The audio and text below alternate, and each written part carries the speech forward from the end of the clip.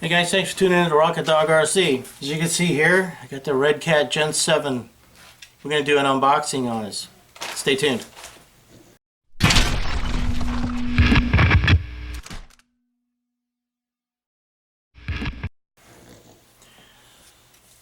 So, thanks for tuning in to RocketDogRc. I greatly appreciate the time that you take to watch the videos. As you can see here, I got a box and it happens to be the Redcat Gen 7. Why do I have a Redcat Gen 7 at this late time in date? Is because with the Gen 8 coming out, I was looking at the Gen 8. I was going to go purchase one.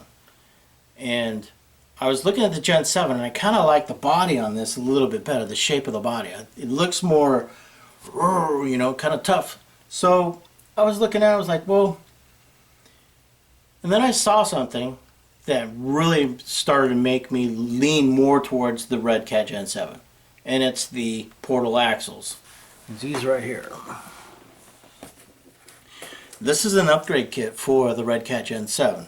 These portal axles are going in place of the standard Redcat Gen 7 axles. So, that being said, let's get this open. Now, I think what I'm going to do before we get this open, we're going to look at what we got here. Now this is the BPC chassis. This is another option here that I really liked with the Redcat Gen 7. So I figure that with the front battery placement, I got the scalar fab bumpers, front and rear, and rock sliders from Wordy Made for this. So I got new beadlock wheels coming for it. I'm not going to use the stock ESC in the motor. Oh crap. Excuse me. So what I'm going to do is I'm going to replace this 550 motor. What is this? I don't know, it doesn't say what turn motor this is, but it is a 550, and if I remember correctly, it's probably like a 27 turn or something like that. But it's got the Hexfly ESC. All this, the electronics, stock electronics are coming out. They're going to all get upgraded to the Homes Hobbies. So the beadlock wheels are also going to get upgraded, and the tires are going to get upgraded. So they'll have new wheels and tires, portal axles, and I'll have a brushless system in it. I'm not going to do the upgraded slipper clutch system that comes with the portal axles. I'm not going to do that because I want this thing to be a slow crawler. I got inner fender wells. I've got a custom painted body that I'm going to do, the internal roll cage, and an interior kit for it. So this is going to be an awesome unit. I mean, when I'm done, I'm looking to have about $750 wrapped up in this whole unit, roughly about there. So let's see, what else we got here. Now, one of the other things that kind of concerned me was the transmission in this, there's nothing in here that says anything about the style of transmission. So, tuned coil overshocks. It looks like it's got an aluminum cap. Yeah, the plastic body. So, this truck here is also going to get a shock upgrade. So it'll get the 100mm King shocks. I like this shock. I mean, this is a really good shock. So, put the 100mm in the front. I'm gonna put probably the 90s in the back, and then I'll tune the oil for however this is going to work, and which I think I'm probably get away with like a 30 weight. So here's another thing that looks cool too. I don't know if you can see this, but they get a sticker set that allows you to personalize your truck. I was like, maybe I should just do that instead of painting the body.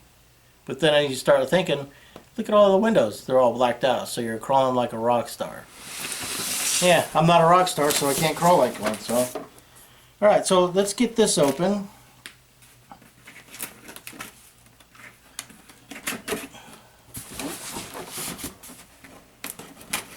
Looks like this has been opened a couple times because we got the double stickers on the side.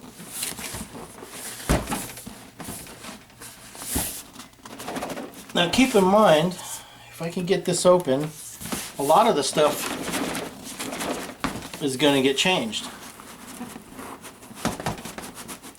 so crap.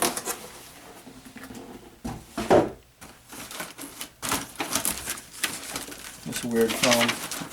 Stop! Important! Before you continue.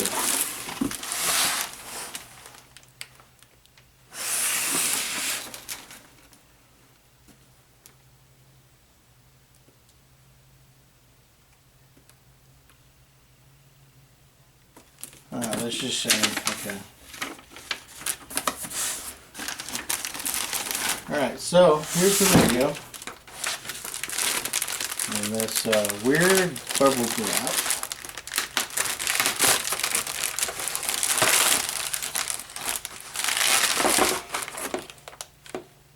To avoid dangerous suffocation, keep plastic away from babies. You know, if you guys watch my reviews before, when you get an RTR, you get these like the Spectrum DX2, then they got that new SX radio, I think is what it is. This is a Redcat radio. This is probably one of the nicest RTR radios that I like. I mean, it's got a rubber wheel on it. It feels really good. Takes 4 AA's. This is a nice radio.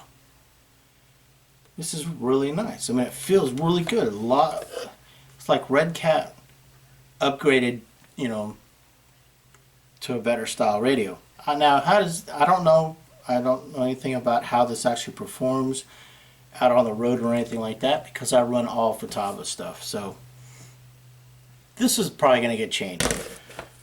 So I'll just pull the receiver out, put the Futaba receiver in. And then, let's see, it looks like this is upgraded C-hubs for the rig. Alright, so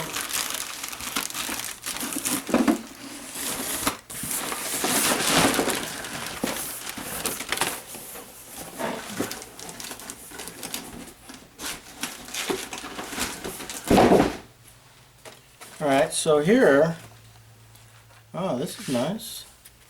You can see all the stickers and all the different styles, and here's the other one, the red and the white. This is nice. These are nice. Little cutouts for the door handles and everything like that. Wow, it's making me second guess whether I want to put a sticker on the side. I don't know, we'll see what happens on that. Alright, so here's a crappy ass wall charger.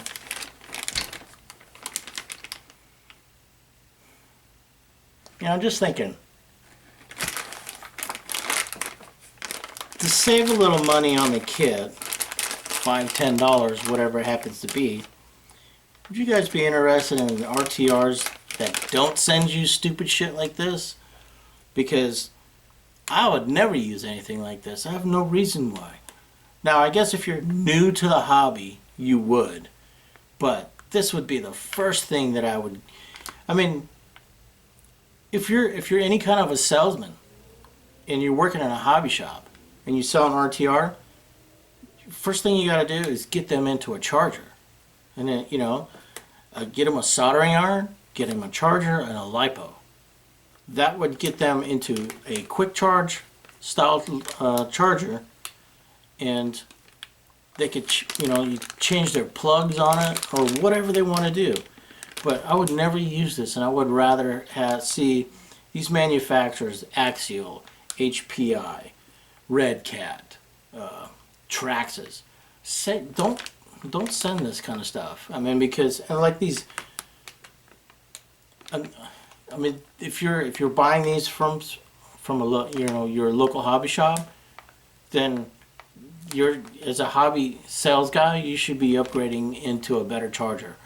These wall chargers, they suck. They take like 6 hours to charge a 7.2 nickel metal hydrate battery.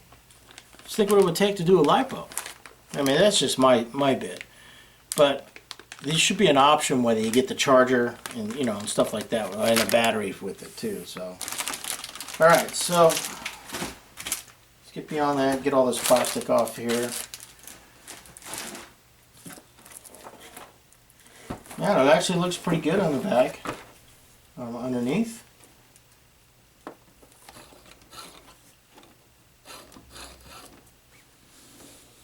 Not bad.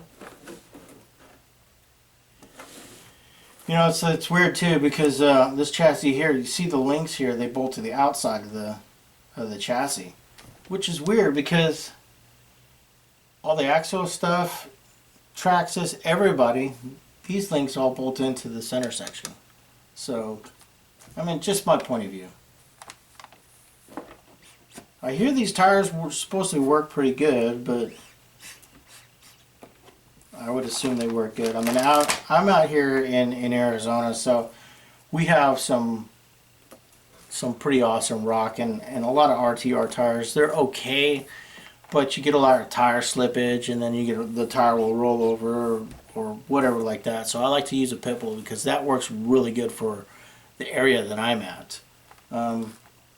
Voodoo's also the Voodoo tires, the KLRs, those work really good. Let's see. Let's get this plastic off here.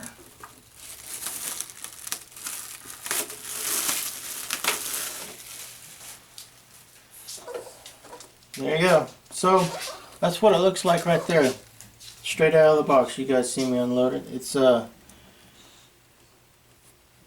pretty stiff. I mean, you could probably change the weight of the oil and the shocks, which I'm not going to do. I'm just bolt on some King shocks. But you know, it looks like, if you ask me, it looks like the XJ from the Jeep. The only difference is it's got this big like Cal induction style scoop on it. But that's what it reminds me of, is the Jeep XJ. It's just got the different hood on it. So, and I got the internal fender, the fender wells inside. So, it's alright. Let's get this off.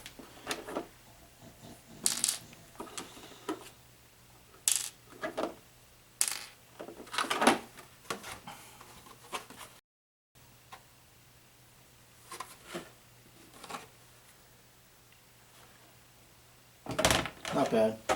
Not bad body. Battery is inside of it. What does this say? Charge battery before using. Connect the battery. It's got these weird plugs for it here.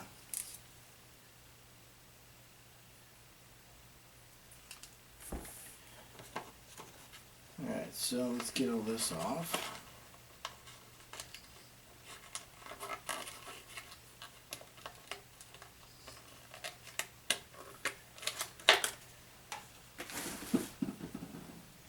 There's a Redcat receiver. I don't know how waterproof any of this stuff is, so I don't even, does it say? That's affordable fun. Okay.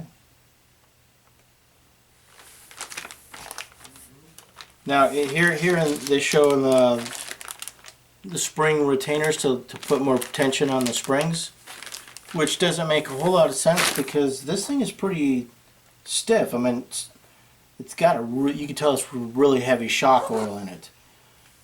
Let's see. I like the battery location. That's actually pretty cool. Let's get this battery out of here.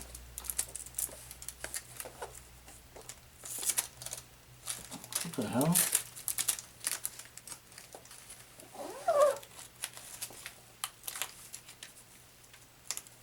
Wow, they didn't want you taking this out, didn't they?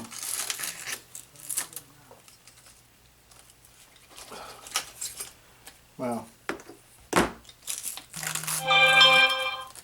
the hell?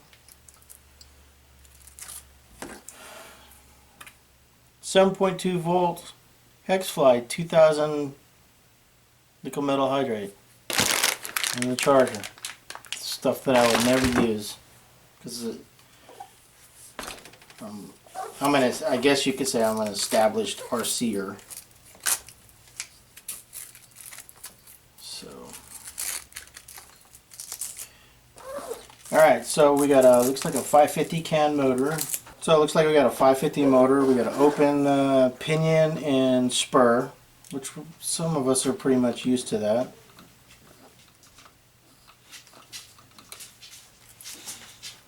Looks like it's got an axial style transmission, but which is cool, because I'm wondering if you could upgrade that to like a Vanquish case and an axial style transmission. Change the gear ratio out and that like that too. So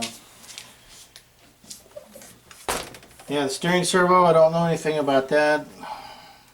It's probably, you know, 75 ounce or 150 ounce, I should say, steering servo. You can see the axles in the front; those are going to get swapped out. Steering servo is going to get swapped out. All electronics and the motor is going to get swapped out. Shocks. Kind of makes you wonder why you buy an RTR just to swap out all the stuff. But there you go. Okay, guys. I hope you enjoy the build, because this is going to get an upgrade. And I'm going to take it out and I'm going to wheel it. So, there you go. Oh, that's weird. That's all bent up and everything. It's cheap plastic. Look at that. Damn Chinese ripping us off. Alright guys, there you go. Redcat Gen 7. This is my upgrade build. So, hope you enjoy it. Thanks. Comment, like, subscribe. Let's go do some crawling.